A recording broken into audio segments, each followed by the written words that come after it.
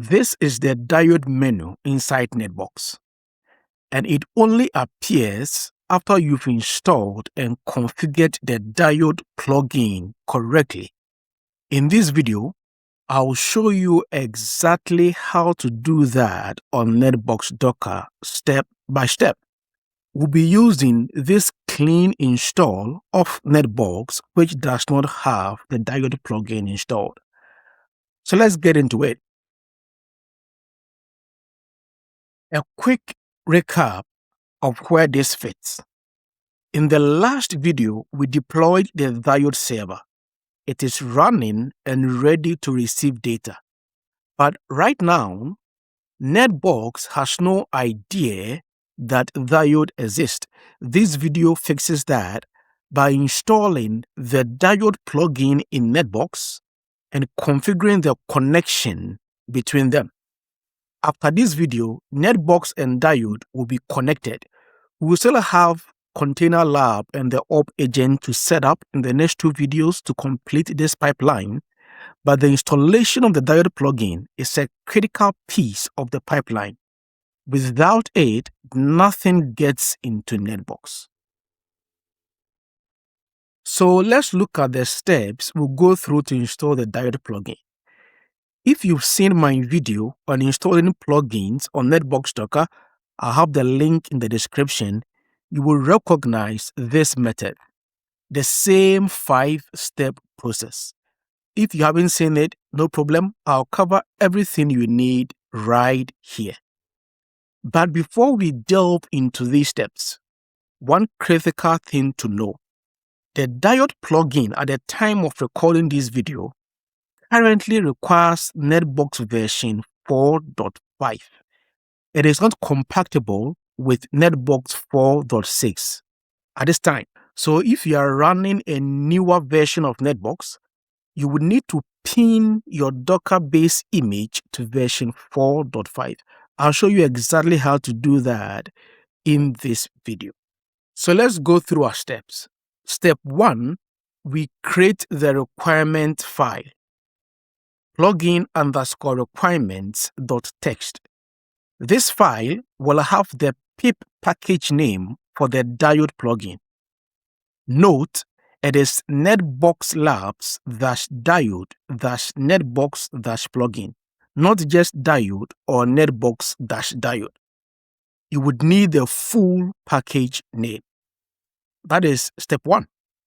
In step 2, we will create our custom Docker file. We need this because by default, NetBox doesn't come with plugins installed. So we need a custom image where we have our plugins baked in. And step 2 is where we pin the base image to NetBox version 4.5. The tag is v4.5-4.0.2. The first part is the NetBox application version, which is 4.5, and the second part is the NetBox Docker packaging version, which is 4.0.2. That is the first thing we do when we are creating this Docker file, which we call Dockerfile-plugins. Then we will copy the plugin requirements into the container. The plugin requirements we created in step 1, where we reference the pip package name for diode, we will copy that into a container. Then we will install the plugin with UV. We will then copy our config files, then collect our static files. The dummy secret key you see is only used at build time. It is not your actual key. Step 3 is where we tell Docker Compose to use the custom image instead of the default one. The pull policy, which is never, is important. It tells Docker never to pull a newer image from the registry and always use the one that we built locally. We'll apply this to all 3 NetBox services, which is the main web app, the main service, the worker, and housekeeping. Otherwise, our background task won't have access to the plugin. A key part in step 3 is that we reference our Docker file -plugins that we created in step 2.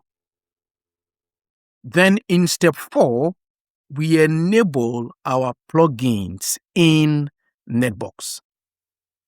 2 things to configure here. First, the plugins list. Notice the underscore, NetBox _Diode _plugin, not hyphens. The pip package name in step 1 uses hyphens. The config uses underscores. So let's note that. Second, we configure the plugin itself, which is the plugins config. And there are 3 things that we are configuring here.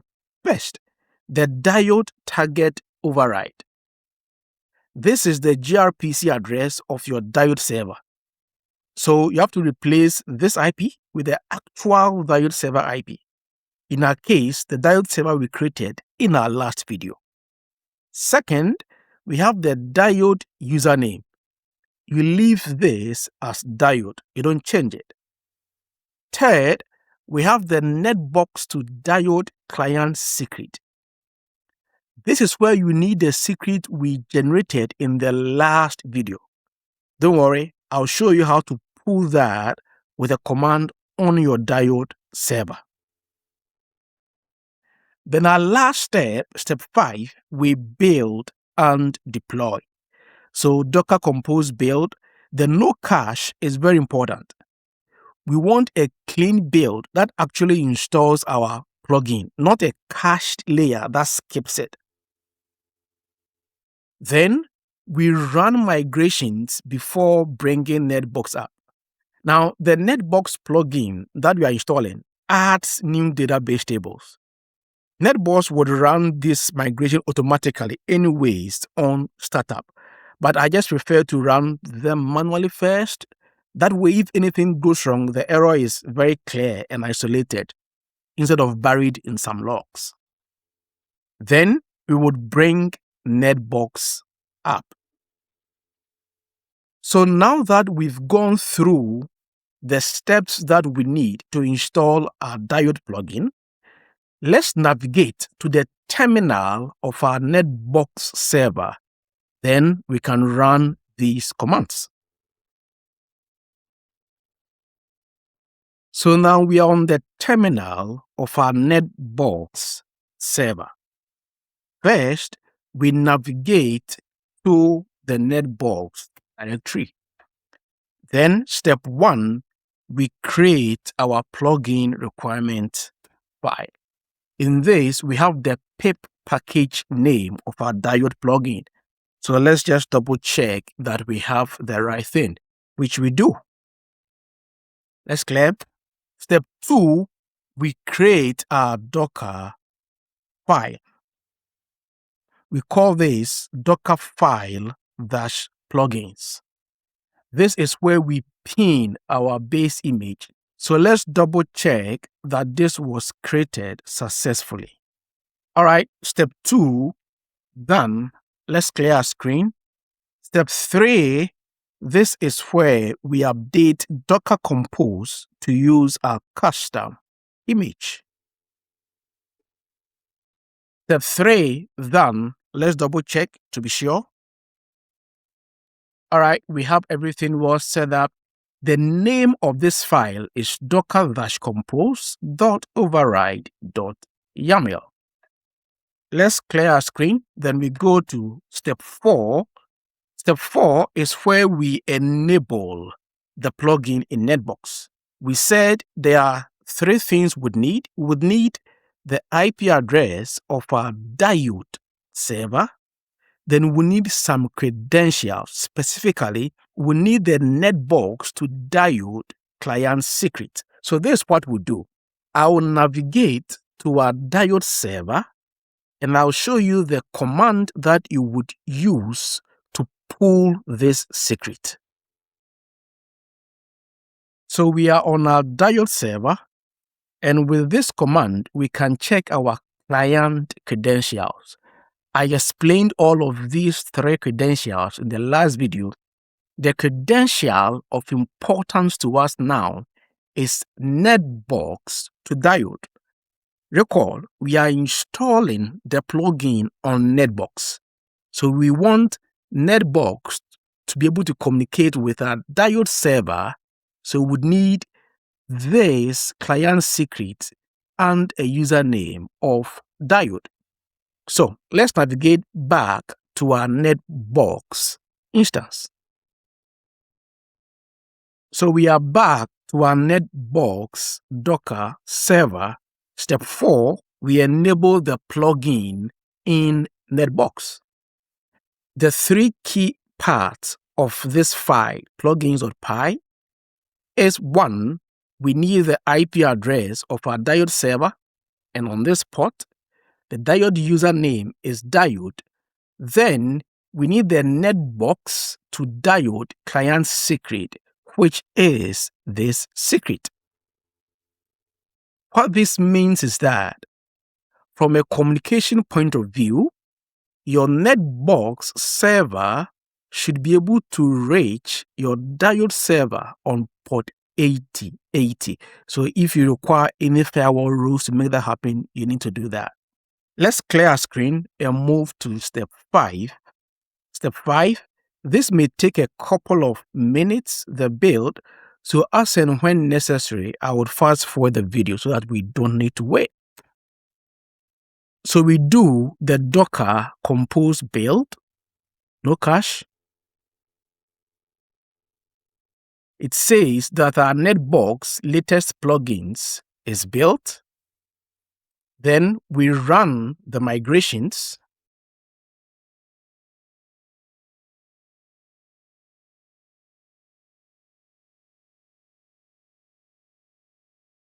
All right, we didn't get any error when we run these migrations.